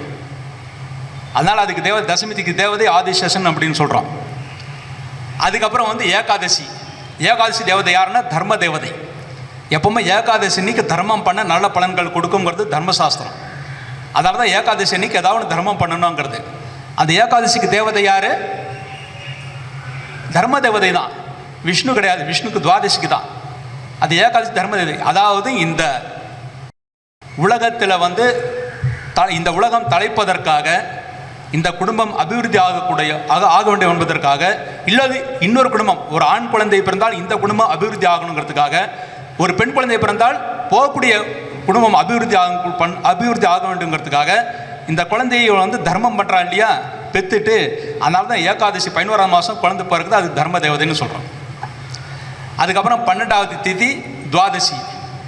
துவாதசிங்கிறது யாருன்னா மகாவிஷ்ணு. அதுக்கு தேவதை துவாதசிக்கு மகாவிஷ்ணு தான். ஏகாதசி அன்னைக்கு நாம் விரதம் இருந்து துவாதசி அன்னைக்கு பாராயணம் பண்ணணும்னு இருக்குது. எப்படி ஏகாதசிக்கு ஏகாதசின்னு சொன்னால் அதுக்கு பெருமை சொல்லலாம். 25 ஏகாதசிகள் இருக்குது. ஒவ்வொரு ஏகாதசிக்கும் ஒவ்வொரு தோஷங்களை போக்கக்கூடியது, ஒவ்வொரு நன்மைகளை கொடுக்கக்கூடியது. அது விரதம் இருக்கணுங்கிறத வந்து அது மிகப்பெரிய விரதங்களே பெரிய விரதம் யாருன்னா ஏகாதசி விரதம் தான். ஏகாதசி விரதம் இருக்கணும்னா அதுக்கு நிறைய சடங்குகள் இருக்குது. தசமி அன்னைக்கு எண்ணெய் தேய்ச்சி குளிக்கணும். தசமி அன்னைக்கு எண்ணெய் தேய்ச்சி குளித்துட்டு அதுக்கப்புறம் மத்தியானம் சாப்பிட்றதோடு நிறுத்திடணும். நைட்டு கூட சாப்பிடக்கூடாது. ஏகாதசி அன்னைக்கெல்லாம் போகிற சாப்பிடக்கூடாது. ஏகாதசி அன்னைக்கு நைட்டு மறுநாள் துவாதசி அன்னைக்கு கண் விழுக்கணும், தூங்கக்கூடாது. அதுக்கப்புறம் தூங்காமல் இருந்து துவாதசி அன்னைக்கு சூரியன் உதயம் ஆன பிறகு உடனே வந்து தீர்த்தத்தை சாப்பிடணும், துளசி தீர்த்தத்தை சாப்பிடணும். அதுக்கப்புறம் தான் வேறு பட்சணங்கள், அதுக்கு அகத்திக்கீரை, நெல்லிக்கனி அதெல்லாம் சொல்லியிருக்காங்க, அதெல்லாம் வந்து சாப்பிடணும். சாப்பிட்ட பிறகு உடனே தூங்கலாம்னா அதுவும் தூங்கக்கூடாது, அதுவும் தூங்கக்கூடாது. அன்னைக்கு நைட்டு தான் 2வது ஜாமம் 9 மணிக்கு மேலே தான் தூங்கணும். அப்போ இவ்வளோ பெரிய கடுமையான விரதம் இது ஏகாதசி விரதம். இது வந்து எல்லா புராணங்களையும், சிவ புராணத்தில் இருக்குது, கந்த புராணத்தில் இருக்குது, விஷ்ணு புராணத்தில் இருக்குது, பாகவதத்தில் இருக்குது, லிங்க புராணத்தில், எல்லா புராணத்திலும் சொல்லப்பட்ட ஒரே விரதம்னா இதுதான். எல்லா வகையான பாவங்களையும் ஒவ்வொரு ஏகாதசி ஒவ்வொரு பாவத்தை போகக்கூடியதுன்னு இருக்கு. இது ஏகாதசிங்கிறது அதோட சிறப்பு. அது அப்புறம் துவாதசி. துவாதசி அப்படிங்கிறப்போ ஒரு துவாதசிக்கும் ஒரு பேர் இருக்குது. அந்த துவாதசினிக்கு விஷ்ணு பாரணை, விஷ்ணு பூஜை பண்ணுறது ரொம்ப விசேஷமானது. இந்த குழந்தை தர்ம தேவதையாக 11ஆம் மாதத்தில் கொடுத்துட்டு 12வது மாதத்தில் வந்து தந்தை கிட்ட கொடுக்குறா. அதான் வந்து காக்கும் கடவுள், நமக்கு காக்கும் கடவுள் விஷ்ணு. 12வது திதியில் வந்து விஷ்ணுவை கும்பிட்றோம். அதே மாதிரி வந்து இந்த குடும்பத்தை ரட்சிக்கக்கூடியவரான ஆண் மகன் அப்படிங்கிற ஆண் மகன்கிட்ட அந்த குழந்தையை கொடுக்குறா. அது வந்து 12வது மாதம்னு கணக்கு. அப்புறம் 13வது திதி என்னன்னா திரையோதசி. திரையோதசிக்கு பேர் என்னன்னா அனங்க திரையோதசின்னு சொல்லுவாங்க. அது திரையோதசி வந்து அம்பாளை வழிபாடு செய்வதற்கும் ரதி மன்மதன் பூஜை செய்வதற்கும் உகந்த திதி யாருன்னா இதுன்னா திரையோதசி தான். அது 13வது திதி. அதான் வந்து பஞ்சாங்கத்தில் வருஷத்துக்கு 2 நாள் அனங்க திரையோதசின்னு போட்டிருப்பாங்க. அனங்கன் யாருன்னா ரதி மன்மதன் தான் அனங்கன்னு சொல்கிறோம். அனங்க திரையோதசி சொல்கிறோம். எப்போவுமே வந்து திருமணமாகாத ஆண்களுக்கும் பெண்களுக்கும் திருமணம் சீக்கிரம் நடைபெறுவதற்காக ரதி மன்மதன் பூஜையோ அல்லது அம்பாளுக்கான பூஜையோ இல்லை சுயம்பரா பார்த்து ஹோமோ எந்த ஹோமம் இருந்தாலும் சரி திரையோதசியில் பண்ணாதான் அது சீக்கிரமாக பலன் கொடுக்கும்னு இருக்குது. அதுக்காக அந்த திரையோதசி திதி வந்து அது சொல்லப்பட்டிருக்கு. இன்னொன்று வந்து அந்த திரையோதசி திதி அப்படிங்கிறப்ப என்னென்னா ரதி மன்மதனுடைய திதி. அதனால் வந்து இவன் வந்து சேஷ்டைகள் பண்ணுறது, குழந்தை பிறந்த பிறகு காதல் வயப்படுவது, சம்பாதிக்கிறது, இப்போ முக்கியமாக காதல் வயப்படுறது, விடலை பருவம் எல்லாமே வந்து திரையோதசி திதியில் வருது. அதுக்கப்புறம் சதுர்தசிக்கு தேவதை யாருன்னா கலிபுருஷன் அப்படின்னு சொல்லுவாங்க. சதுர்தசிக்கு தேவதை கலிபுருஷன். அது வந்து கலிபுருஷன் அப்படிங்கிறப்ப கலிதோஷத்தை நீக்கக்கூடிய புருஷன். அதுக்கு ஒரு கலிபுருஷனை உடனே வந்து கெட்டதுன்னு நினைக்க வேண்டாம். கலிதோஷத்தை நீக்கக்கூடிய புருஷன் கலிபுருஷன். அது வளர்ப்பிறையில் வந்து நரசிம்மருக்கு சொல்லுவாங்க, தேய்பிறையில் வந்து சிவனுக்கு சொல்லுவாங்க. அதனால தான் வளர்ப்பிறை சதுர்தசி திதியில் வந்து நரசிம்மர் அவதாரம் பண்ணார். தேய்பிறை சதுர்தசியில் வந்து சிவராத்திரி, ஒவ்வொரு மாதமும் மாத சிவராத்திரின்னு போட்டிருக்கோம். நம்ம பஞ்சாங்கத்தில் மாத நரசிம்ம சதுர்தசி திதி அன்றைக்கி போடுவோம் வளர்ப்பிறையில். தேய்பிறையில் வந்து சிவராத்திரி, அதில் மாசி மாதம் மகா சிவராத்திரி. அதே மாதிரி வந்து வைகாசியம் அல்லது வைசாக மாதத்தில் வந்து நரசிம்ம ஜெயந்தின்னு போடுவோம். இந்த 2 திதிகள் வந்து கலிதோஷத்தை போக்கக்கூடியது. அதாவது வந்து பிறந்த குழந்தை வந்து கலி தர்மம்னால என்ன, நம்ம சம்பாதிக்கிறது, பணம் சம்பாதிக்கிறது தான். அந்த சம்பாதிக்கிறதுனா 14வது திதின்னு சொல்லுவோம். அதுக்கப்புறம் அந்த சம்பாதிச்சதுனால வர 14வது திதி சம்பாதிக்கிறதுனால வரக்கூடிய அந்த நன்மை தீமைகளை அனுபவிக்கிறதுக்காக இருக்கக்கூடியது தான் பௌர்ணமியும் அமாவாசையும். இவன் வந்து நல்லது கெட்டது அதிகமாக பண்ணி நல்லது குறைவாக பண்ணியிருந்தால் பித்ருலோகத்தில் போய் மறுபடியும் இங்கே ஜனிக்கணும், அது அமாவாசை. நல்லது அதிகமாக பண்ணி கெட்டது கம்மியாக பண்ணியிருந்தா அவன் நேரம் வந்து சந்திரலோகத்துக்கு போகணும், அதாவது தெய்வலோகத்துக்கு, அது வந்து பௌர்ணமி. அதனால தான் அமாவாசைக்கு பித்ரு பூஜை பண்ணுறது ரொம்ப உத்தமம், பௌர்ணமிக்கு தேவ பூஜை பண்ணுறதுக்கு ரொம்ப உத்தமம். ஆனால் அந்த பௌர்ணமியில் அமாவாசையும் சுபகாரியங்கள் தவிர்க்கப்பட வேண்டும். பௌர்ணமியிலும் அதாவது வந்து காரியம்னால 3 காரியங்கள் இருக்குது. புண்ணிய காரியங்கள், சுப காரியங்கள், தெய்வ காரியங்கள். ஒன்றும் சம்மந்தம் கிடையாது. புண்ணிய காரியங்கள்னு என்னன்னா தான தர்மம் பண்ணுறது, முன்னோர்களுக்கு நாம் செய்யக்கூடியதெல்லாம் புண்ணிய காரியங்கள். முன்னோர்களுக்கு செய்ய வேண்டியது என்ன, திதி தர்ப்பணம், அவர்களுக்காக செய்ய வேண்டிய தான தர்மங்கள், இதெல்லாம் வந்து புண்ணிய காரியங்கள். சுப காரியங்கள்னா என்ன, நமக்காக செய்வதெல்லாம் சுப காரியங்கள். நமக்காக செய்வது என்னென்ன, நமக்கான சடங்குகள், சீமந்தம், வளைகாப்பு, நாமகரணம், கல்யாணம், அதுக்கப்புறம் சாந்தி முகூர்த்தம், தொழில் ஆரம்பிக்கிறது, பணம் கடன் வாங்கிறது கொடுக்கறது, இதெல்லாம் வந்து சுபகாரியங்கள். இதெல்லாம் வந்து அதுக்கு தனி. அதுக்கப்புறம் தெய்வ காரியங்கள் அப்படிங்கிறது என்னன்னா தெய்வத்துக்காக செய்ய வேண்டிய விரதங்கள் எல்லாமே தெய்வ காரியங்கள் தான். இப்போது வீட்டில் ஒரு ஹோமங்கள் பண்ணுறோம், அப்புறம் தெய்வ காரியங்கள். இந்த தெய்வ காரியங்கள் செய்யக்கூடிய நாளில் தான் செய்யணும். அதுக்கு வந்து இதுக்கு வந்து புண்ணிய காரியங்கள் செய்யன்ற நாளில் தெய்வ காரியங்கள் செய்யக்கூடாது. அந்த மாதிரி இது ஒவ்வொன்றும் பிரித்து வச்சுருக்கோம். சாஸ்திரத்தில் இப்படி தான் பிரித்து வச்சுருக்கு. அதே மாதிரி ஒரு நாள் அப்படிங்கிறப்போ வந்து முதல்ல பிரம்ம முகூர்த்தம்னு சொல்கிறோம். பிரம்ம முகூர்த்தம் நாம் என்ன பண்ணலாம்? ஜபங்கள் பண்ணலாம், பிரார்த்தனைகள் பண்ணலாம், பூஜை பண்ணலாம். ஜபங்கள், பிரார்த்தனை, பூஜை, அப்புறம் வந்து படிக்கலாம். இந்த காரியங்கள் பிரம்ம முகூர்த்தத்தில் பண்ணணும். ஆனால் நம்ம என்ன பண்ணிகிட்ருக்கோம்? பிரம்ம முகூர்த்தம் எல்லாம் கல்யாணம் பண்ணிகிட்ருக்கோம். சாஸ்திரத்தில் அது கிடையாது. கல்யாணம் வந்து சூரியன் உதயமான பிறகு பண்ணோம், இல்லைன்னா சந்திரன் உதயமான பிறகு பண்ணோம். கல்யாணங்கிறது ஒரு நாள் 2 வாட்டி தாலி கட்டுவாங்க. அது வந்து சூரியன் உதயமான பிறகு பண்ணுறது திருமண முகூர்த்தம். அப்புறம் சந்திரன் உதயமான பிறகு நாம் பண்ணுறது நாகவள்ளி முகூர்த்தம். அது வந்து காலையில் பண்ண வேண்டியது. இது நம்ம வந்து அதாவது கல்யாணம் காலையில் பிரம்ம முகூர்த்தத்தில் இல்லை, சூரியன் வந்த பிறகு செய்ய வேண்டியது திருமணம். அதுக்கப்புறம் சந்திரன் உதயமான பிறகு பண்ண வேண்டியது நாகவள்ளி முகூர்த்தம். ஏன் நாகவள்ளி முகூர்த்தம் அப்போ பண்ணுறோன்னா, அப்போ வந்து அருந்ததி பார்க்கணுன்னு இருக்குது. நம்ம எங்கே அருந்ததி பார்க்குறோம்? கல்யாண மணமக்கள் அருந்ததி எங்கே பார்க்குறோம்? இந்த மாதிரி ஒரு வெளிச்சத்தை கமித்தா பாரு, தான் அருந்ததின்னு சொல்கிறோம். ஆனால் அது கிடையாது. அருந்ததின்னா நம்ம நட்சத்திரம், அருந்ததி நட்சத்திரத்தை வடகிழக்கில் பார்க்கணும். அப்போ எப்போ பார்க்கணும்? சாயங்கால நேரத்தில் தான் பார்க்கணும். அது அம்மி மிதித்து அங்கே அருந்ததி பார்க்கணும்னு இருக்குது. அம்மி மிதித்த பிறகு நேராக வெளியில் கூட்டு போய் அருந்ததி நட்சத்திரம் காமிக்கணும். அப்போ தான் அந்த பெண் பதிவிதையாக இருப்பாள்னு இருக்குது. அது பதிவிரதா தர்மத்துக்காக அது சொல்லப்பட்டிருக்கு. உடனே கேட்கலாம், அப்போ அப்படி இல்லைன்னா அப்போ பதிவிரதை கிடையாதுங்களா அப்படின்னா, அதெல்லாம் கிடையாது. ஆனால் அது நமக்கு சடங்குகள் இப்படி சொல்லி ஏற்பட்டிருக்கு. அப்படி பண்ணால் நமக்கு வந்து பதிவியாக இருப்பாங்க அப்படிங்கிறது ஒரு ஐதீகம். அது பண்ணணும். இது வந்து சூரியன் உதயத்துக்கு முன்னாடி வந்து பிரம்ம முகூர்த்தம். அந்த பிரம்ம முகூர்த்தத்தில் என்ன பண்ணணும்னு பார்த்துட்டோம். அடுத்தது பிராத காலம். 6 மணியிலிருந்து 8:24 வரையில் பிராத காலம். இது புராணங்கள் என்ன போட்டிருக்கு? ஒவ்வொரு பூஜைகள்னா இப்போ வந்து ஸ்தோத்திர பாராயணங்கள், தினசரி செய்யக்கூடிய ஸ்தோத்திர பாராயணம். விரதம் கிடையாது, விரதம்ங்கிறது வேற, தினசரி செய்யக்கூடிய ஸ்தோத்திர பாராயணம் வேற. தினசரி செய்யக்கூடிய ஸ்தோத்திர பாராயணங்கள் வந்து பிராத காலேன்னு இருக்குது. பிராத காலன்னு 6 மணிலேருந்து 8:24 வரையில். அதுதான் பிராத காலே படநித்தியம் சர்வ துக்கோபசாந்திங்கிறது புராணம் வாக்கியம். அதாவது பிராத காலத்தில் வந்து நாம் தினமும் ஸ்தோத்திரங்களை படித்தால் எல்லா துக்கங்களும் மறையும்னு இருக்கு. அதுதான் பிராத காலே படநித்தியம் சர்வ துக்கோபசாந்தியே. 2வது காலம் அப்படிங்கிறப்ப சங்கவ காலம். அந்த சங்கவ காலத்தில் தான் திருமணம் செய்யணும். 8:24 10:48 வரையில் உங்களுக்கு எந்த லக்னம் கரெக்டாக அமைஞ்சிருக்கோ அந்த லக்னத்தில் தான் திருமணம் செய்யணும். இதுதான் சங்கவ காலத்தில் திருமணம் செய்யணும்னு இருக்குது. ஆனால் நம்ம என்ன பண்ணுறோம்? அதிகாலையில் கல்யாணம் பண்ணுறோம். அதிகாலையில் கல்யாணம் பண்ணுறது எந்த சாஸ்திரமும் கிடையாது. இது வந்து இது சங்கவ காலத்தில் திருமணம் செய்யணுங்கிறது தர்மசாஸ்திரம். நீங்கள் வந்து நிறைய வைதிகமான குடும்பத்தில் இருக்கிறவங்க, அவங்க குடும்பத்தெல்லாம் போய் பாருங்கள். எப்போவும் வந்து அந்த மத்தியானம் ஒரு 10 மணி சுமார் தான் தாலி கட்டுவாங்க. 9 மணி 10 மணிக்கு தான். ரொம்ப எர்லியராக யாரும் கட்ட மாட்டாங்க. ஏன்னா அது சங்கவ காலத்தில் திருமணம் செய்யணுங்கிறது இருக்குது. அந்த சங்கவ காலம் வந்து 10:48 வரையில். அப்புறம் 10:40 1:12 வரையில் அது மாத்தியானிகம்னு பேர். அந்த மாத்தியானிக காலத்தில் தான் வந்து நாம் வந்து விரதங்கள் முடிக்கணும். விரதங்கள்ங்கிறது என்ன?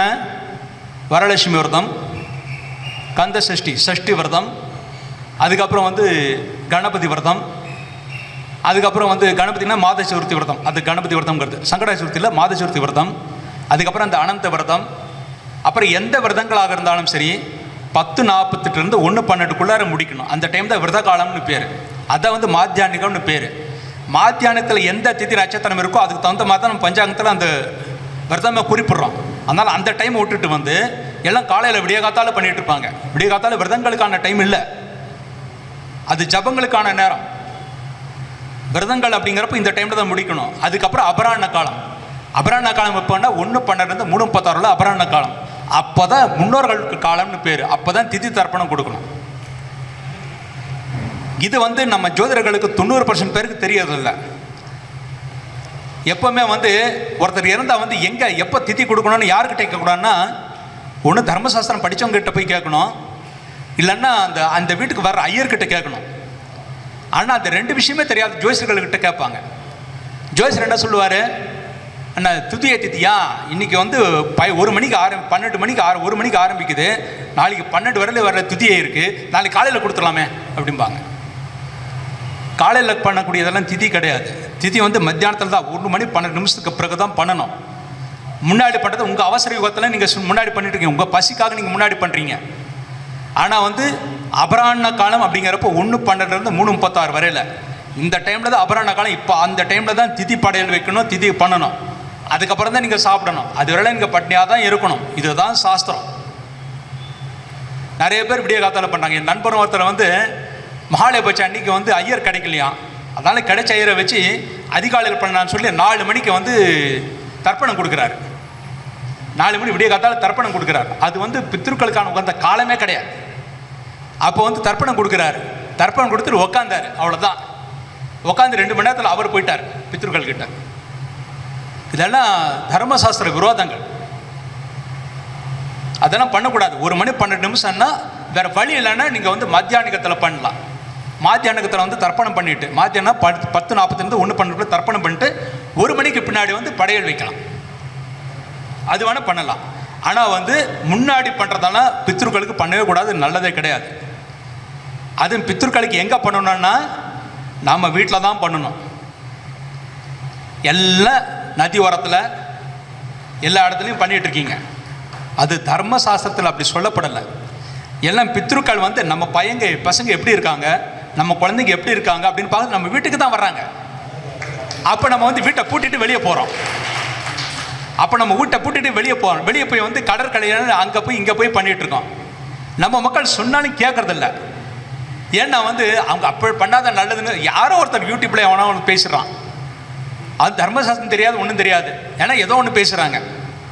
அது வந்து தலைப்பு இப்படி கொடுக்குறாங்க, இந்த நேரத்தில் இந்த இடத்தில் பித்ருக்களுக்கு தர்ப்பணம் செய்தால்தான் அவர்கள் திருப்தி அடைவார்கள், இல்லாவிட்டால் அதோ கதி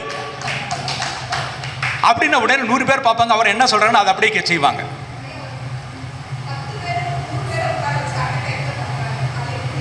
எப்படி எப்படி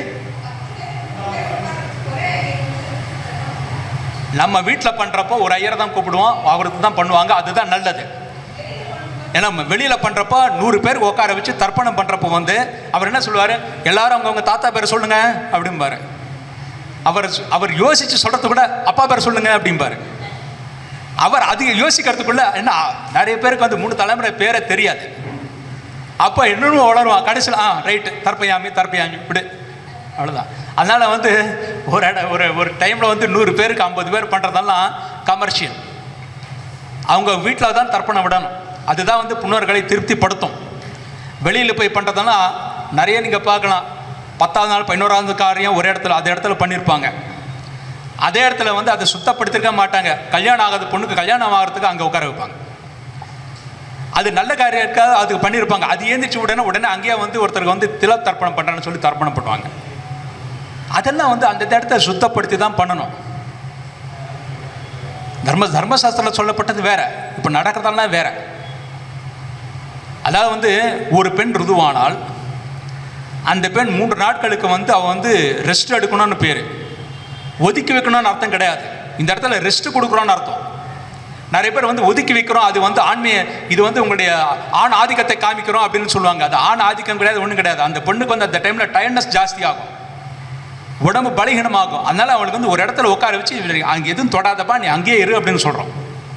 ஒரு இடத்துல ஒரு ரூமில் உட்கார வச்சு நீங்கள் ஒன்றும் போகாத அங்கேயே இருந்து ரெஸ்ட் எடுன்னு சொல்கிறோம். ஆனால் இப்போ அதெல்லாம் பண்ணுறது கிடையாது. எல்லா பாத்திரமும் தொடுவாங்க, அவங்க தான் சமைப்பாங்க. ஏன்னா முன்னே கூட்டு குடும்பம் இருந்தது, ஒருத்தர்லாம் இன்னொருத்தர் சமைக்க முடிஞ்சது, இப்போ எல்லாம் பண்ண முடிஞ்சது. ஆனால் அப்படி கிடையாது. இப்போ எல்லோரும் வந்து மொத்தமாக அப்படியே கலந்து இருக்கிறத ஒரு பெண் தான் அந்த வீட்டில், அவங்களே எல்லாம் பண்ணணுங்கிறப்போ அதை பார்க்குறதில்ல. அந்த தோஷ நிவர்த்திக்கு தான் வந்து அந்த விநாயகர் சதுர்த்திக்கு அடுத்த நாள் வரும் ரிஷி பஞ்சமின்னு. இப்போ ரிஷி பஞ்சமி, ஏன்னா இப்போ ஞாயிற்றுக்கிழமை வந்தது ரிஷி பஞ்சமி. ரிஷி பஞ்சமியோட அர்த்தமே என்னன்னா, இந்த மாதிரி தோஷங்கள் போகிறதுக்காக மாதவிடாய் காலத்தில் வந்து தெரிந்தும் தெரியாமல் பூஜை பொருட்களை தொடுவதனாலையும் அதை வந்து வீட்டில் எல்லாருக்கூடையும் சகஜமாக பழகினாலையும் இருக்கக்கூடிய அந்த தோஷங்கள் போகிறதுக்காக வந்து ரிஷி பஞ்சமி அன்னைக்கு வந்து சப்த ரிஷிகளுக்கும் அருந்ததிக்கும் பூஜை பண்ணணும்னு இருக்கு. அதுதான் ரிஷி பஞ்சமி. ரிஷி பஞ்சமி யாருக்காவது தெரியுமா? அதான் சொல்கிறேன், நம்ம முதல்ல பஞ்சாங்கத்தில் என்ன இருக்கோ அந்த விவரங்கள் முதல்ல தெரிஞ்சுக்கணும். தெரிஞ்சுக்கிட்டு தான் மற்றவங்களுக்கு உபதேசம் பண்ணணும். நான் ஒருத்தர் வந்து இப்போ போன வாரம் தான் இந்த நிகழ்ச்சி நடந்தது. அதான் வந்து ஒருத்தர் வந்து சொல்கிறார், இதை ஒரு ஜோசியர் சொன்னாராம், 12 மணி வரல உங்களுக்கு அந்த திதி இருக்குது, காலையில் பண்ணிட்டு போகலாமே அப்படின்னு. நான் சொன்னேன், இதை பஞ்சாங்கத்தில் சும்மா விளையாட்டாக போட்டிருக்காங்க அந்த திதின்னு. ஸ்ராத திதி நீங்கள் போட அன்றைக்கி தான் பண்ணணும். இல்லை அந்த மாதிரி சொன்னாங்க. பாரு நான் சொல்கிறது கேட்குறதான் கேளு, இல்லைன்னா என்னவோ சொல்லிட்டு போ அப்படின்னு தூக்கி போட்டான். ஆனால் திருத்த முடியாத சில ஜன்மங்கள். சொன்னாலும் கேட்கறது. அதனால ஜென்மங்கள் இது வந்து அந்த அபராண காலங்கிறது இதுக்காக இருக்குது. அப்புறம் சாயங்காலங்கிறது 3:36 6 மணி வரை இல்லை. குழந்தைகள் விளையாட வேண்டிய டைம் அதுதான், வியாபாரம் பண்ண வேண்டிய டைம் அதுதான். குழந்தைகளுக்கு விளையாடுறது அந்த டைமில், ஆண்களுக்கு வந்து வியாபாரம் பண்ண வேண்டியது அந்த டைமில். அதே மாதிரி சாயங்கால நேரம் முடிகிறப்போ வந்து பெண்கள் விளக்கு வைக்க வேண்டியது அந்த டைமில் தான். இதெல்லாம் வந்து இது எதுக்காகன்னா, இதெல்லாம் வந்து தர்மசாஸ்திரம் சொல்லப்பட்ட நியதிகள். இது வந்து எப்போ தெரியும்னா தர்மசாஸ்திரம் நம்ம படித்தாதான். பஞ்சாங்கத்தில் நம்ம வந்து திதியை பற்றி ஓரளவு சொல்லியிருக்கோம், அவ்வளோதான். இப்போ பாருங்கள், ஒரு பிறந்த இடத்துலேருந்து முடிவுல திதியோட ஐக்கியம் வந்துச்சா? அதே மாதிரி நட்சத்திரத்துக்கும் இருக்குது, யோகத்துக்கு இருக்குது, கரணத்துக்கு இருக்குது. நட்சத்திரங்கிறது என்னென்னா சந்திரன் வந்து செல்லக்கூடிய பாதை தான் நட்சத்திரம். எந்த நட்சத்திரத்தை பாதையில் வந்து சந்திரன் செல்றாரோ அது அந்த நட்சத்திரம். அதே மாதிரி வந்து யோகம் அப்படிங்கிறப்ப வந்து அந்த நட்சத்திரம், அதாவது வந்து சூரியனும் சந்திரனும் சேர்வதால் ஏற்படக்கூடிய அந்த நிகழ்வு தான் யோகம். அதுக்கு தான் யோகம்னு பேர். அதுக்கப்புறம் கரணம்ங்கிறது என்னன்னா திதியோட முன்பாதி நல்லதா பின்பாதி நல்லதாங்கிறது சொல்கிறது தான் கரணம். கரணம்ங்கிறது என்னன்னா திதியோட முன்பாதி நல்லதா பின்பாதி நல்லதா. அதனால தான் வந்து கரணம்னா பிரித்தல்னு அர்த்தம். கரணம் அப்படின்னு என்ன அர்த்தம்னா பிரித்தல் அப்படின்னு அர்த்தம். பிரித்தல் என்னன்னா இந்த திதியை வந்து ரெண்டாக பிரிக்கு. நீ பஞ்சாங்கத்தில் வந்து திதியோட காலத்தை இப்போ இருக்கிற டைமை பாருங்கள். இந்த அப்புறம் இது கரணத்தில் இருக்கிற பாகை இந்த அந்த நாளிகை பாருங்கள். இதில் பாதி பிரிச்சிருக்கும். அதில் அது என்னன்னா அது முன்பாதி நல்லதா பின்பாதி நல்லதான்னு பார்க்குறது தான் இந்த கரணம் இருக்குது. ஆனால் இதை வந்து நிறைய பேர் வந்து திதியை பார்த்து கரணத்தை பார்த்து ஜோசியம் சொல்கிறேன்பாங்க, அதுதான் கரெக்டும், இதெல்லாம் தப்பும்பாங்க. ஒரு சிலர் வந்து யோகத்தை பார்த்து ஜோசியம் சொல்கிறேன்பாங்க, இதெல்லாம் தப்பும்பாங்க. இன்னொருத்தர் என்ன சொல்லுவாங்கன்னா இது திதி சூன்யம் அப்படின்னு வச்சு அந்த ஒரு பாயிண்ட்டை வச்சுக்குவாங்க, அதுதான் கரெக்டும்பாங்க. சிலர் வந்து அப்போதான் பாதகஸ்தானம் அதை சொல்லுவாங்க, அதுதான் கரெக்டும்பாங்க. சிலர் முடக்கு ராசிம்பாங்க, முடக்கும்பாங்க, அதெல்லாம் இது சொல்லுவாங்க. அதில் இன்னொன்று பஞ்சாங்கத்தில் கருநாள் தனிய நாள்னு போட்டிருக்கோம். அதெல்லாம் தோஷமே இல்லாத விஷயங்கள், அதெல்லாம் சம்மந்தமே இல்லை, பஞ்சாங்கம் சம்மந்தம் இல்லை. போடலன்னா ஏன் போடலாம்பாங்க. அதனால் நம்ம போடுறோமே தவிர கருநாள் தனிய நாள்ங்கிறது ஒரு தோஷமே கிடையாது. இதை நிரூபிக்கிறதுக்கு என்னன்னா, எங்கள் அப்பா வந்து என்னுடைய கல்யாண கருநாள் அன்றைக்கி தான் பண்ணார். ஆவணி மாதம் 9ஆம் தேதி கருநாள், எப்போவுமே ஆவணி 9 கருநாள். அந்த கருநாள் அன்றைக்கி தான் என்னோடய திருமணமே நடந்தது. தாராளமாக செய்யலாம். திதி நட்சத்திரம் எல்லாம் கரெக்டாக இருந்தால் தாராளமாக சுபகாரியங்கள் செய்யலாம். அதே மாதிரி தனிய நாள் வந்து நம்ம கொல்லமாண்டை வச்சு தான் நம்ம கணிக்கிறோம். அது கொல்லத்துக்கு உண்டானது.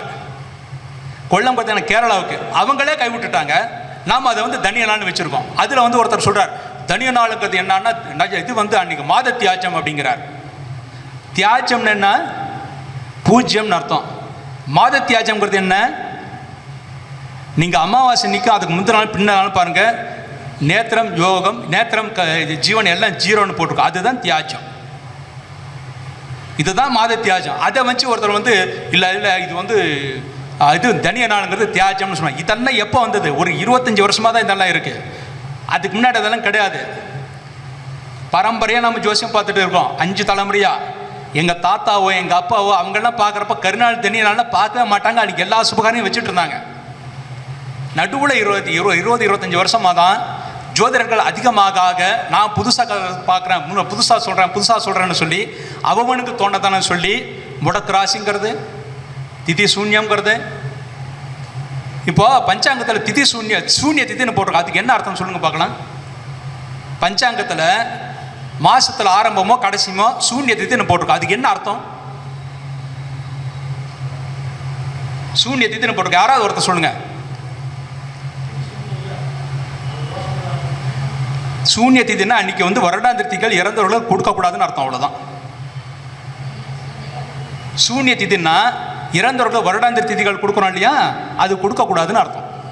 அது கொடுத்தா அது இறந்தவர்களை சென்று அடையாது, அதுதான் சூன்ய திதின்னு போடுறோம். பஞ்சாங்கத்தில் கடைசியில் வந்து எப்போவுமே இப்போ வந்து சித்திரை 1ஆம் தேதி பாருங்கள் சூன்ய திதி நிறைய இடத்துல போட்டிருக்கோம். லாஸ்ட்லேயே சில மாதங்களில் போட்டிருக்கோம். அது எப்போவுமே வராது, சில மேலே தான் நிறையா வரும். அந்த சூன்ய திதியை வந்து சித்திரை வைகாசி ஆணி வரல தான் அதிகம் வரும், இல்லை ஆவணி வரல வரலாம், அதுக்கப்புறம் வராது. சூன்ய திதி ஆரம்பத்தில் வராது. ஏன்னா மீதி மாதத்தில் அந்த மாதிரி வாய்ப்பு இல்லை. அந்த ஒரு 4 மாதத்தில் வந்து சூன்ய திதி வரும். அந்த சூன்ய திதிக்கு அர்த்தம் என்னென்னா அன்னைக்கு இறந்தவர்களுக்கு வருடாந்திர திதிகள் கொடுக்கக்கூடாதுன்னு அர்த்தம். அதுதான் சூன்ய திதி. இது நட்சத்திர, இது வந்து திதி, இந்த சூன்ய திதி வேற, இவங்க சொல்ற சூன்ய திதி வேற. இந்த சூன்ய திதி என்ன? இப்போ வந்து ஒரு உதாரணம், நான் துவாதசியில் பிறந்திருக்கேன். துவாதசிக்கு சூன்ய திதி மகரமும் துலாமும். எனக்கு துலாத்தில் வந்து சூரியன் புதன் இருக்காரு. துலாத்துக்கு அதிபதி யாருன்னா சுக்கிரன். புதன் தசை, நான் நல்ல படிப்பு கிடைச்சது, உடனே வேலை கிடைச்சது. சுக்கிரனை பஞ்சாங்கம் போட்டேன். பஞ்சாங்கம் நான் 1000 பஞ்சாங்கம் போட்டு நான் ஆரம்பத்தில் வந்து 25 வருஷம் முன்னாடி போகிறப்போ நான் விற்கிறதுக்கு பட்ட கஷ்டம் வேற. இப்போ எல்லா இடத்துலையும் நம்ம பஞ்சாங்கம் கிடைக்கும், எல்லாரும் நிறைய வாங்குறாங்க. இதெல்லாம் சுக்கிர தசையில், சுக்கிரன் 9 கூடையுடைய தசையில் நல்லா இருந்துச்சு. 9ல் இருக்கக்கூடிய புக்தியில் தசையில் எனக்கு நல்லாவே இருந்தது. அப்புறம் எங்கே திதி சூன்யம்? அப்புறம் முடக்கு ராசி, சூரியன்லேருந்து மூலம் வரையில் எத்தனை நட்சத்திரம் இருக்கும், அந்த நட்சத்திரம் பூராளத்துலேருந்து என்ன, அது எந்த நட்சத்திரம் வருதோ அது வந்து முடக்கு, அதில் இருக்கிற அந்த நட்சத்திரம் முடக்கு நட்சத்திரம் இருக்கிறது முடக்கு ராசி. அப்படின்னா எனக்கு கும்பம் வருது, லக்னமே கும்பம் தான். எனக்கு என்ன முடங்கி போயிடுச்சு? 64 வயசில் உங்ககிட்ட பேசிட்டு இருக்கேன். 3 குழந்தைகளை பற்றி 3 பேருக்கு கல்யாணம் பண்ணிட்டேன். இதோட 3 பேரன் பற்றியை பார்த்துருக்கேன். எல்லாரும் நல்லா இருக்கும். அப்புறம் என்ன முடக்கு ராசி? அதெல்லாம் எடக்கு முடக்கா ஏதாவது பேசிட்டு இருப்பாங்க. எடக்கு முடக்கா, அதாவது வந்து ஜோதிடத்தை பொறுத்தவரையில் வந்து அவமும் ஒரு சிஸ்டம் வச்சுக்கிட்டு இதுதான் கரெக்டு, வேற எதுவுமே சரியில்லை அப்படிம்பாங்க. அப்படிலாம் கிடையாது. எல்லாமே தெரிஞ்சுக்கணும், எல்லாமே சரியானது தான். எந்த நேரத்தில் நம்ம எதை உபயோகப்படுத்தணும் அதை தான் உபயோகப்படுத்தணும். தேவையில்லாத இடத்துல தேவையில்லாத விஷயங்களை புகுத்தக்கூடாது. அதை வந்து எப்போ நமக்கு தெரியும்னா ஜோதிடத்தில் அனுபவம் இருந்தால்தான் புரியும். அனுபவம் இல்லாமல் புரியாது. அனுபவம் இல்லைன்னா நமக்கு நாம் நினைச்சதான் கரெக்ட் அப்படின்னு சொல்லிட்டு இருப்போம். இப்போ கூட நான் ஜோசியம் பார்க்குறப்போ ஒரு தம்பதிகள் ஜாதகம் கொண்டு வந்துட்டாங்கன்னா, இப்போ பொருத்தம் இருக்கா, பொருத்தம் இல்லையா, இப்போ வந்து நாகதோஷம் சர்ப்பதோஷங்கிறாங்களே, அதெல்லாம் இதில் கரெக்டாக இருக்கா, சிவதோஷம் கரெக்டாக இருக்கா அப்படின்லாம் பார்ப்பேன். நிறைய பேருக்கு சர்ப்பதோஷம் சம்மந்தமே இருக்காது. இங்கே லக்னத்தில் சர்ப்பம் இருக்கும், அங்கே ஒன்றுமே இருக்காது. ஆனால் அவன் வந்து 60 வயசு கடந்து நல்லா இருப்பான். ஏன்னா இதுக்கு வந்து நிறைய சூட்சும விதிகள் இருக்குது. நாகதோஷம் நிறைய விதிகள் இருக்குது. அதை யாரும் பார்க்குதா? 2 இடத்துல ராகு, இது லக்னத்தில் ராகு, அதுதான் இருக்கணும் அப்படிமா. அதுக்கு விளக்குகள் எத்தனையோ இருக்குது, அதுக்கு நிறைய விஷயங்கள் இருக்குது. அது யாருக்கும் தெரியறதில்ல, சொல்கிறதும் கிடையாது.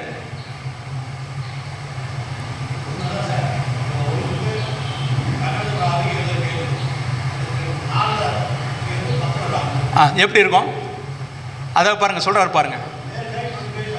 ஆமா ஆமா,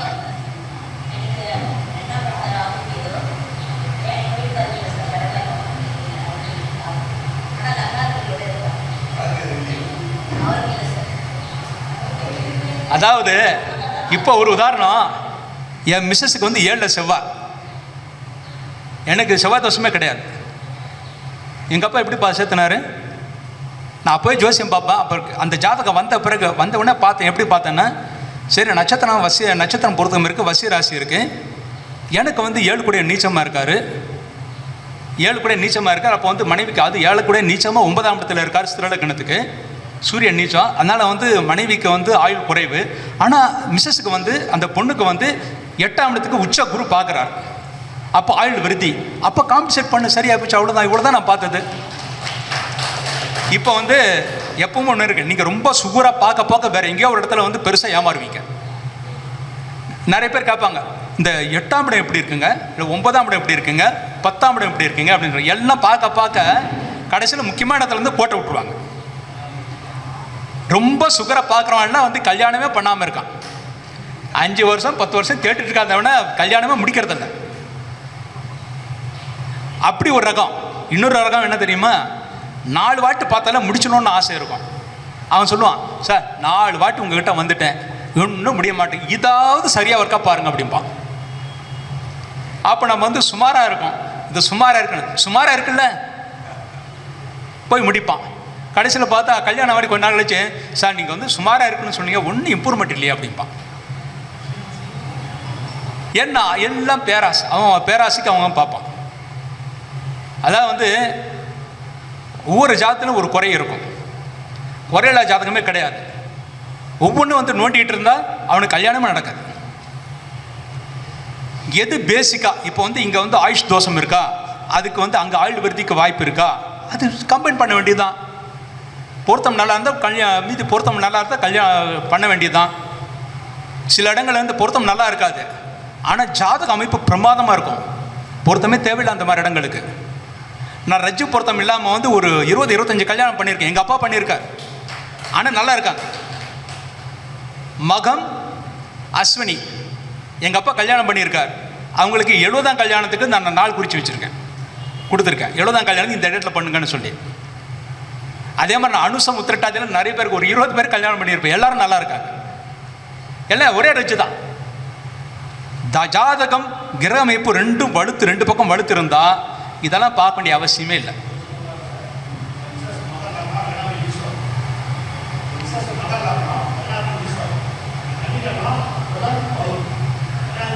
ஆமாம், இந்த மாதிரி ஒருத்தருக்கு ப்ளஸ் இருந்தால் ஒருத்தருக்கு மைனஸ் இருந்தால் அது வந்து ஒன்று அட்ஜஸ்ட் ஆகிடும். நிறைய பேர் இங்கே மைனஸ் இருந்தால் அங்கேயும் மைனஸாக இருக்கணுமா, அது எப்படி வருவான்? இங்கே வந்து புத்திரசானது நீச்சமாக இருக்கும், அங்கேயும் புத்திரசானம் நீச்சமாக இருக்கும். 2 சரியாக பிடிச்சும்பாங்க. அது இங்கே அங்கே அதில் -1 ப்ளஸ் ஆகாது, குழந்தையே கிடைக்காது, குழந்தையே கிடைக்காது. சிலருக்கு வந்து குழந்தை இருந்து பிரயோஜனம் போகும். நீங்கள் ஜாதகத்தை பார்த்தீங்கன்னா ஒரு பாயிண்ட் சொல்கிறேன், அது வந்து யோசிச்சு பாருங்க. நிறைய பேருக்கு 90% சரியாக இருக்கும். 2 பாயிண்ட் சொல்கிறேன். ஒரு ஜாதகத்தில் சந்திரன் எந்த பாவத்தில் இருக்கிறாரோ அந்த பாவம் பற்றிய மனக்கவலைகள் உங்களுக்கு வரும். 7ஆம் இடத்துல இருந்தால் மனைவி பற்றிய மனக்கவலை அல்லது கணவன் பற்றிய மனக்கவலை, 8 இருந்தால் ஆயுள் பற்றிய மனக்கவலை, லக்னத்திலிருந்து தன்னை பற்றிய மனக்கவலை, 2 இருந்தால் குடும்பம் பற்றிய மனக்கவலை, 5 இருந்தால் புத்திரர்கள் குழந்தைகளை பற்றிய மனக்கவலை, அது வரும். அதே மாதிரி லக்னாதிபதி எந்த ஸ்தானத்தில் இருக்காரோ அது உங்களுக்கு தாமதமாக தான் கிடைக்கும். லக்னாதிபதி 7ஆம் இடத்துல இருந்தால் தாமதமாக தான் திருமணம் நடக்கும். அதே மாதிரி வந்து லக்னாதிபதி 10ஆம் இடத்துல இருந்தால் தாமதமாக தான் தொழில் அமையும். லக்னாதிபதி இருக்கிற இடம் தாமதிக்கும், சந்திரன் இருக்கிற இடம் வந்து அது பற்றிய மனக்கொலை கொடுக்கும். இந்த 2 பாயிண்ட் வச்சுங்க, நீங்கள் யோசிச்சு பாருங்க, உங்கள் ஜாதகங்களில் உங்களுக்கு நிறைய பேருக்கு நல்லா இருக்கும். இந்த மாதிரி வந்து நிறைய விஷயம் பேசலாம், ஆனால் நிறைய பேர் பேச வேண்டியிருக்கனால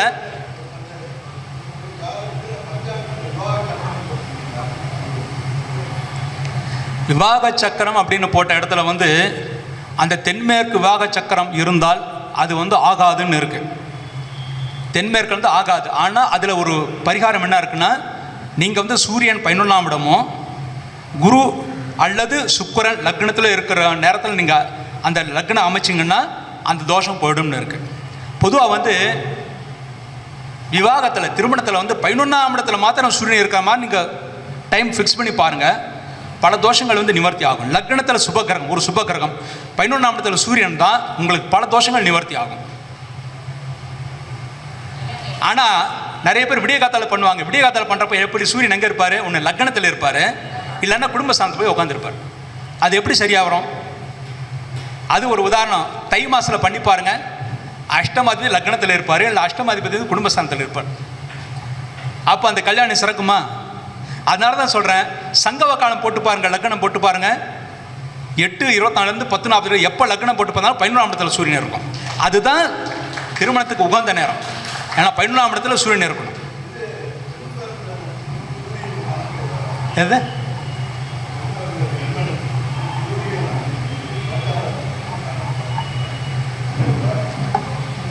பெண் பிறந்த நட்சத்திரத்துக்கு பொதுவாக வந்து தாராபலம் உள்ள நட்சத்திரம் திருமணம் செஞ்சால் போதும். அதுக்கு சூரியனுக்கு இதுக்கும் பார்க்க வேண்டாம், அவசியமே இல்லை. சரி, நிறைய பேர் இன்னும் பேச வேண்டியிருக்கு, உங்களுக்கு நிறைய வேலைகள் இருக்கும். எனக்கும் ஒரு சின்ன வேலை இருக்குது. ஏன்னா ஒரு 2 மீட்டிங் நான் இன்னும் அட்டன் பண்ணணும். கோயிலில் 2 கோயிலில் தலைவராக இருக்கேன், 2 கோயிலுக்கு நான் போய் அட்டன் பண்ண வேண்டியிருக்கு. அதனால் வந்து பேச வாய்ப்பளித்தமைக்கு நன்றியை தெரிவித்துக்கொண்டு நிறைவு செய்கிறேன். நன்றி, வணக்கம். ஐயா மூலியமாக நமக்கு தெரிய வந்தது. அதுக்காக இன்னும் ஒரு முறை பலமான கைத்தல் தட்டி அவருக்கு நன்றி தெரிவித்து மருதமலை குருஜி ஐயா அவர்கள் மரியாதை செலுத்துவார்கள். மிக அற்புதமான விஷயம். அதாவது திதி கொடுத்தல்ங்கிறது வந்து அபராண காலம் அப்படின்னு சொல்லக்கூடியது வந்து 18 நாளை டு 24. ஐயா அதான் சொன்னார். யாருமே வந்து காலையில் 6 மணி 7 மணி 8 மணி இந்த திதி கொடுக்குற நேரம்ங்கிறது இந்த மத்தியானம் இந்த 1:10 1:12 இது மாதிரி அந்த 18 நாளிகை எப்போ வருத சூரிய உதயத்திலிருந்து அந்த நாளிகையிலிருந்து 24 நாளிகை வந்து கொடுக்கப்பட்டிருக்கிறது. தெளிவாக இதுதான் விஷயம். இப்போ இந்த சாஸ்திரம்ங்கிறது வந்து ஐயாவுக்கு தெரிஞ்ச இப்போ இதை யார் யார் பார்க்குறாங்களோ உலகமெல்லாம் போகுதோ அத்தனை பேர்த்துக்கு ஒரு சந்தோஷமான ஒரு பொக்கிஷமான புதையல் இந்த விஷயம் எல்லாமே. அவருக்கு வந்து மிகுந்த நன்றியும் வணக்கத்துக்கு வருகிறேன்.